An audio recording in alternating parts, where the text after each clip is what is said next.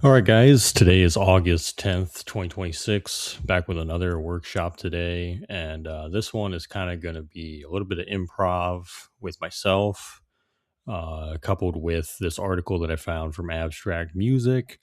And the article itself is about developing your brand identity and your sound. We're going to be mostly talking about the brand identity part, but today's topic is shifting your brand identity. So that's the idea that I had in mind. I couldn't really find articles that directly discussed shifting your identity. It was more about developing and like starting it.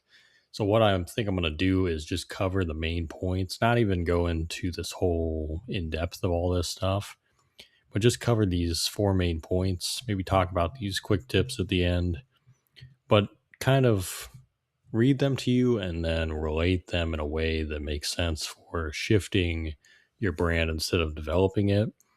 And shifting your identity, your brand identity, that's something I've been actively doing myself quite recently, mostly in the content that I'm putting out. Kind of shifting away from the same weekly content that I was posting every single time and trying to come up with new ideas for YouTube, Instagram, pretty much everywhere that I'm at this point. And I think as we move into the end of this year and then the beginning of 2027, I want to be able to excuse me, I want to be able to do that even more, and then also incorporate what I'm doing on the music side a lot more too, and push my own releases because I feel like I have done pretty good at that, come up with some good ways to do that, but I feel like there's always better ways to be had. And so, because this is something I'm actively doing, I thought that this would be a really cool topic to kind of touch on. And I feel like we've already talked about developing your brand identity, what that looks like for you. Um, but I'll kind of touch on ways that it might be, you might have the signs of like, okay, it's time to stop what we've been doing and kind of move into something else, almost like moving into a new chapter of your journey as an artist or a producer or whatever you do. Because regardless of what you do, even if you're a mix engineer these days, you kind of need to have a brand and something to present to people in order to get clients, in order to get listeners, whatever it might be. Um, and this article, let me see if I can find who this was written by.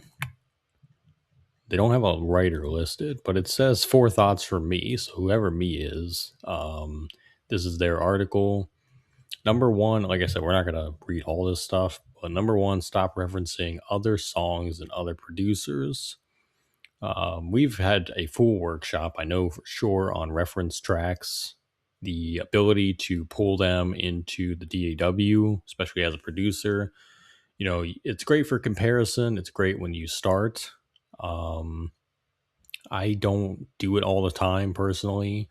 You know, I kind of just listen by ear to other people's stuff and kind of see like what they're doing, but obviously visually it helps to be able to see the waveform, things like that.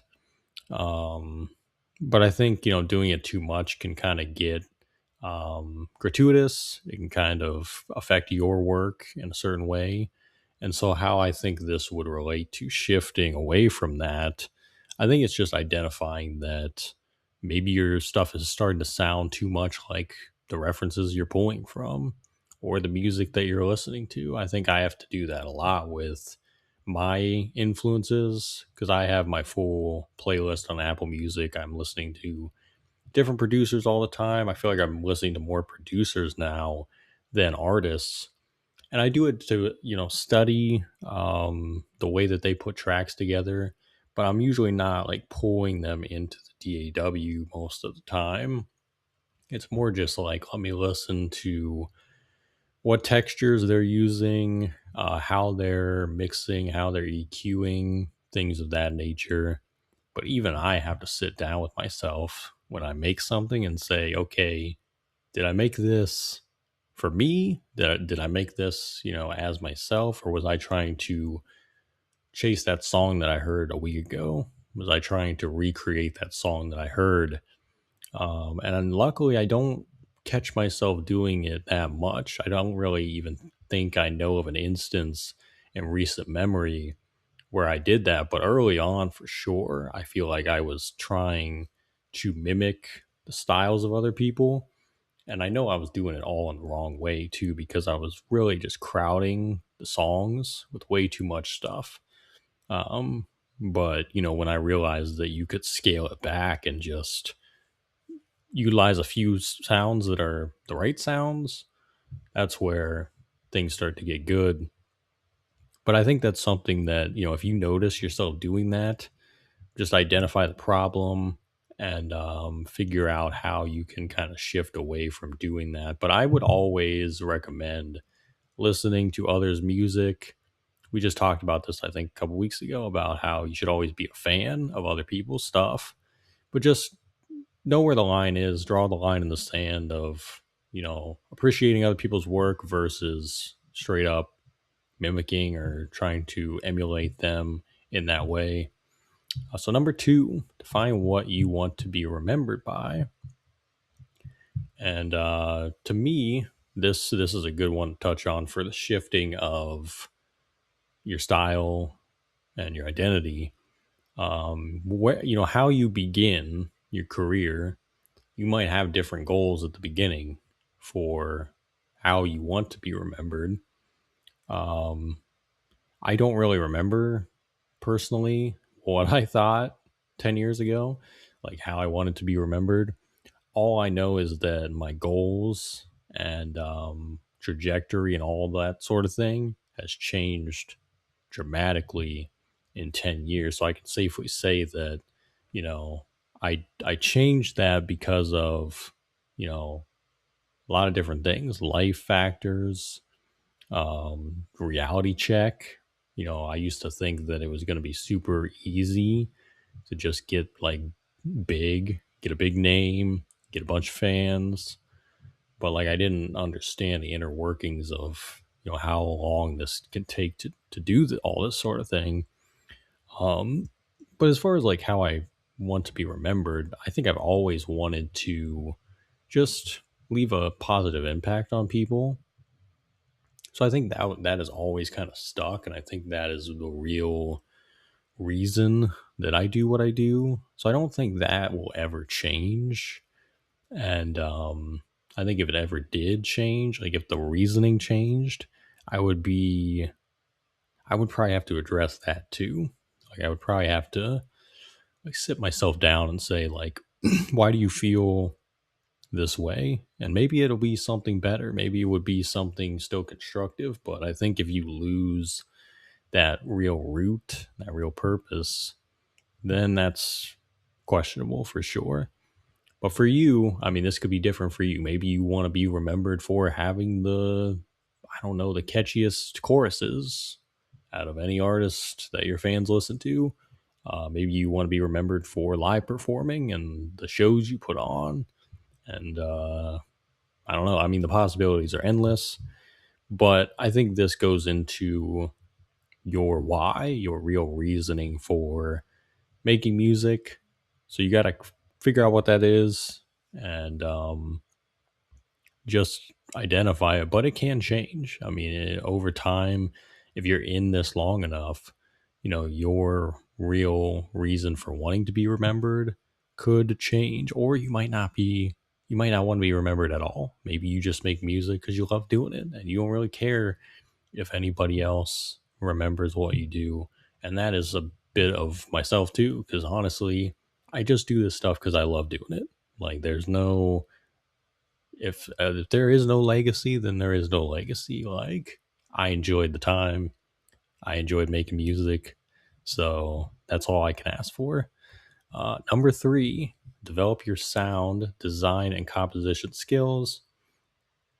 And this kind of can relate back to the first point too, just about your style. And this doesn't just mean producers, because obviously sound design, composition directly ties into production. But this could be vocals too, your vocal production. Maybe you produce yourself vocally, you record yourself, and you add the effects and everything yourself. And you might want to change that. I mean, each project that you do, each song even, you might want to do a bit of a different direction over time, and think about the amount of artists that, as the years go by, they don't make the same album over and over again. I know fans always get upset that like a certain artist does that, but people got to keep evolving as artists. A big artist that I always think of is Tyler the Creator. Now, I myself, I'm not a huge Tyler guy. Like, I don't listen to Tyler every single day, but he's someone that I've seen from 2009, 2010, all the way until now, and his evolution as an artist has been very inspiring. Even from someone kind of on the outside looking in, it feels like every album that he does is like a brand new experience in the sound, in the brand, the presentation, the tour that he does for it. Like, everything feels fresh and new every single time. It's like he's presenting himself as a brand new artist every single time that he puts an album out. And you remember like each era of his whole career. I think Kanye West did that a lot too, especially in the early years. I can't really speak now because I don't follow his work anymore. Um, but I feel like he was also someone that did that a lot. But there's certain artists that like you associate them with certain projects they do. But you see how the evolution happens, and yet they still remain themselves, and they just make different, a little bit of a different style every single time, but it hits every single time. And Tyler always comes to mind for me because, from Goblin, the first album, all the way until now, it seems like every time that he drops, it's just a different experience for people. And I think he does it at the probably the highest level you can do it at. So that's a great example. But for you, again, that could be even just your process that no one sees, your writing process, recording. If you want to approach it differently, every single song, you can do that. You have the freedom to do that. Embrace what feels right to you, and just run with it and see where it lands. Because you never know. I think that's how you get better quality over time, and I think that's how you push yourself out of your comfort zone too, which is super super vital. And finally, we have number 4: experiment and be bold about it. It's kind of what we're talking about right now. Don't be afraid to push yourself beyond your boundaries. And again, if we're shifting our identity, if we're shifting our brand, maybe take the previous set of boundaries and limitations that you had on yourself and try to get yourself out of that. This actually brings up a pretty good point that I just had a conversation yesterday with a couple artists I work with here in Ohio. Elijah Russian, who I did an EP with earlier this year, and then Quan, who is an amazing artist as well. And in the interview, they were talking about working on Quan's EP. It's called Chapter 2. And Elijah was the producer and basically the executive producer of the project. And Elijah was talking about how he was kind of the voice in Quan's ear, like pushing him to go harder, just show up on the spot, challenged him to write songs on the spot, record on the spot. So even if it's not yourself, it's like get an accountability partner, get somebody beside you or in your corner that can help you do that. But sometimes maybe it is yourself. Maybe you can talk yourself into that. Um, but it's just allowing yourself to have the freedom to create in a way that feels natural, because you'll be much more likely to experiment in that way than having all the pressure on you. Take that pressure away and just, you got the free mind to create. Experimenting just comes with that ability, and I think just having fun with it. Because that, for myself, I can speak for myself, my process. When I experiment, usually it's happy accidents. Usually it's not like deliberately, oh, I'm gonna do this crazy thing. It's like I might just mess up, or I've been making beats and fall asleep at the keyboard and I might hit some command I didn't mean to hit. It might just mess something up, but in a good way. I wake up, I'm like, let's keep that because it sounds pretty good. Sometimes, most of the time, though, I'm just messing up FL Studio and I gotta reboot the whole system. But that's an example. But it just goes back to having fun, being carefree, which is how you make the best music anyway. And the quick tips: get some hardware gear, save your favorite samples and presets, and abuse them. Interesting choice of words. Take inspiration from your favorite bands when you were growing up. Take inspiration from local culture. So all of those we kind of touched on, except for local culture. Um, I mean, yeah, you have a good music scene where you're at. Take advantage of that, and that might go back to getting those people in your corner. If you find some good collaborators and just good people, even if they don't make music, like they can inspire you to get out of that comfort zone, push yourself further, all that sort of thing. So again, I think this kind of just all ties into developing, obviously, which is the whole point of the article. But for me, because I'm in the shifting phase, I just wanted to let you guys know how you can relate it to if you've already been doing this for some time, you've been doing it for a few years, you've been doing it for a decade, you've been doing it for 30 years. There's never a point where you can't shift to something else or just shift what you're doing a little bit this way. And then it opens up a whole new lane, whole new set of opportunities, whatever. Um, so if you want to check out the rest of this article, read more in depth on all this stuff that they put, whoever this person is, I'm going to call them anonymous because they're not credited on this article anywhere. But this is by Abstract Music Lab, and the link will be in the description of the video. Now, the other article I have pulled up here, it's by I almost said IMCP, ICMP. It's the Institute of Contemporary Music Performance, and this one's called Building a Brand as a Music Artist or Band. And this is the same thing. I mean, this is beginner stuff. It's when you're starting out, what you can do. But again, these are all, it's got some more points. Like they talk about merchandise, consistency, evolution. You know, it can all relate to if you're in the shift phase. And again, the difference between, to me at least, the difference between development and shifting is just the timeline. Development starts at the beginning, shifting starts sometime much later when you've already developed something, but you kind of just want to shift it in a way that's going to make it grow, make it better. Um, so, yeah, I mean, that's pretty much it. That's all I have for you guys today. Check out both of these articles in the link of the description of the video.